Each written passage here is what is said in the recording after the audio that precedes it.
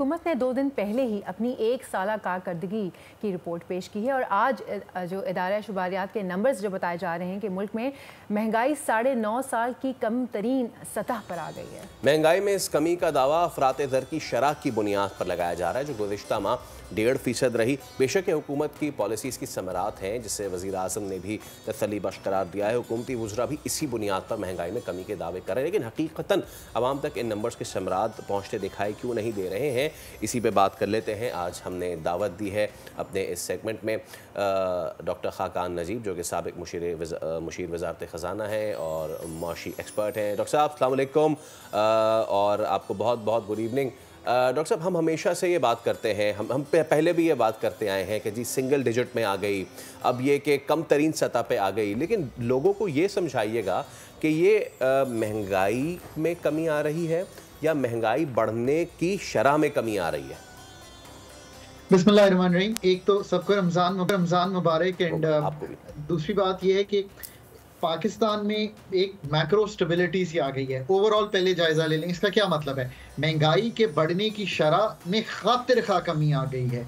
सो ये खातिर खा का जो लफ्ज़ है ना, ये सबसे ज़्यादा ज़रूरी है इसमें। इसका क्या मतलब है, 2023 में महंगाई 29% बढ़ रही थी, 2024 में महंगाई जो थी वो 24% ऑन टॉप ऑफ दैट बढ़ी। अब जब हम इस वक्त पहले ये जो हमारे 6 से 7 माह का डेटा हमारे सामने आया है, इससे हमें ये पता चला है कि जो महंगाई के बढ़ने की शरह है वो 6% से भी नीचे आ गई है। ऐसा नहीं है कि महंगाई नहीं हो रही, अच्छी तरह से महंगाई के बढ़ने की शरह में कमी आ गई है। इससे उम्मीद ये लगाएं कि अगर आपकी तनख्वाहें जो हैं इस साल 10% बढ़ती हैं और महंगाई कहीं 8-9% बढ़ती है, तो आपकी जो रियल परचेजिंग पावर है, बाइंग पावर है, वो बढ़ गई है। और दूसरा ये है कि जब ऐसी स्टेबिलिटी आई है तो जो शरह सूद है 22% पे थी, आज 12% पे है। लेट से आप जाके कल गाड़ी खरीदती हैं, मैडम गाड़ी खरीदती हैं, तो अब वो उसको लीज कराती हैं, तो बहुत आसान लफ्ज़ों में पहले वो 22 लाख रुपया 1 करोड़ के पीछे किस्त दे रही थी, अब वो 12 लाख रुपया 1 करोड़ के पीछे किस्त देंगी। इसी तरह अगर कोई उनकी दोस्त जो है फैक्ट्री लगाती है या कोई काम करती है, तो उसको इसी तरह शरह सूद कम देनी होगी तो कारोबार बढ़ेगा। आई थिंक इसको इस नज़रिए से सोचना चाहिए कि महंगाई में कमी की शरह नहीं हुई, बल्कि महंगाई में बढ़ने की जो रफ्तार है उसमें एक खातिर खा कमी आ गई है, और ये सिंगल डिजिट्स में एक अच्छा है। और महंगाई अगर 5 से 7% के दरमियान रहे तो that is all right, because इतनी महंगाई का मतलब है कि एक डिमांड क्रिएट हो रही है, लोग बाइंग पावर है लोगों की, लोग चीज़ें लेना चाहते हैं। सो ये है एक तनाजुल ओवरऑल इस वक्त इकॉनमी का। अच्छा, वैसे डॉक्टर साहब, मुझे आपकी बात सुनकर मुझे सूझी है कि मैं आपसे ही वो चीज़ क्लियर पूछूं। पहले मैंने सोचा था कि फैसल से क्लियर करूंगी, लेकिन मैं सोचती हूँ कि वो आप शायद सही इंसान है जिससे मैं पूछूं। आपने कहा कि महंगाई की शरह बढ़ने में कमी आ गई है, महंगाई में इतनी कमी नहीं आई, तो क्या ये बात मुनासिब है? मुनासिब ये नहीं था कि महंगाई में कमी आती, महंगाई की शरह बढ़ने में कमी? कुछ साउंड तो कुछ इतना भला मालूम नहीं होता। देखिए, उसके लिए आप ये चाह रही हैं कि पाकिस्तान में यानी कि जो चीज़ें हैं उनकी कीमतें जो बढ़ी थी वहाँ से कम हो जाएं। ऐसा करने के लिए तो लॉन्ग टर्म आपको इकोनॉमिक पॉलिसीज़ ऐसी फ्रेम करनी पड़ेंगी कि मुल्क की पैदावारी सलाहियत जो है वो इतनी बढ़ जाए कि पाकिस्तान में जो 5 स्टेपल क्रॉप्स हैं, जो फूड की बात अगर करें, तो उनकी पैदावारी सलाहियत बढ़े और कॉस्ट ऑफ डूइंग बिजनेस कम हो। अगर ये सब कुछ होगा तो फिर आप ये सोच सकती हैं जो आप चाह रही हैं।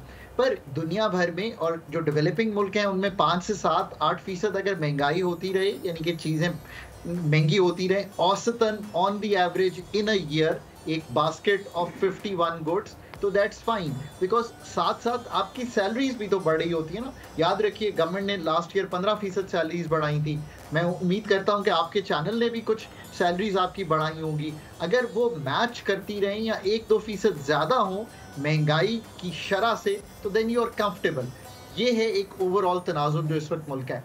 ये भी हुआ है कि कुछ चीज़ों की कीमतों में कमी भी हुई है। उसका क्या मतलब है, कुछ फूड आइटम्स जो सीजनली बहुत बढ़ गए थे वो नीचे आए हैं। आपने ये भी देखा कि तेल की कीमत कुछ बढ़ी हुई थी, दुनिया में इस वक्त तेल की कीमत $70 से भी नीचे चली गई है, तो आपने देखा कि थोड़ी सी जो तेल, पेट्रोल, डीजल ये प्राइसेस हैं ये भी नीचे आई हैं। सो ओवरऑल थोड़ा सा कंफर्ट लोगों को है। पर जिन्होंने पिछले 2-3 साल में 12%, 29% और 24% कीमतों के बढ़ने की शरह देखी है, वो लोग ऑब्वियसली अपनी बाइंग पावर खो गए हैं, इसमें कोई शक नहीं है।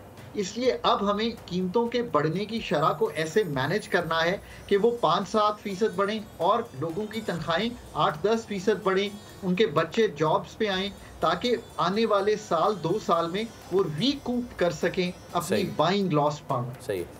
डॉक्टर साहब फिर मुझे ये बताइएगा कि वो यार्ड स्टिक्स क्या हैं या फिर वो स्टेप्स क्या हैं जो हुकूमत ने लिए पिछले 1 साल में, और उन स्टेप्स की वजह से हमने जो रेट ऑफ इन्फ्लेशन है उस पर काबू पाने में हम कामयाब हो पाए। देखिए, सबसे बढ़ के तो ये हुआ कि पाकिस्तान ने जब फंड के साथ इंगेज किया तो एक जो पाकिस्तान की जिस तरह से रुपया टूट रहा था उसमें आपने देखा कहाँ 325 टू $1 था। फिर एस्टैब्लिशमेंट ने कुछ स्टेप्स लिए, स्मगलिंग पे काबू पाना, अफगान ट्रांजिट ट्रेड को रोकना। इससे क्या हुआ? इससे जो इम्पोर्टेड इन्फ्लेशन थी वो टूट गई। दुनिया में तेल की कीमतें कम हुई, तेल की कीमतों कम होने से भी इम्पोर्टेड इन्फ्लेशन जो है वो टूट गई। कुछ लास्ट ईयर जो सबसे अच्छी चीज़ हुई पाकिस्तान में वो ये थी कि जो पाकिस्तान का एग्रीकल्चर है वो 6% ग्रो किया। ऑल क्रॉप्स केम इन माशाल्लाह गुड। जब क्रॉप्स अच्छी आई तो जो फूड इन्फ्लेशन थी वो स्पेशली टूट गई।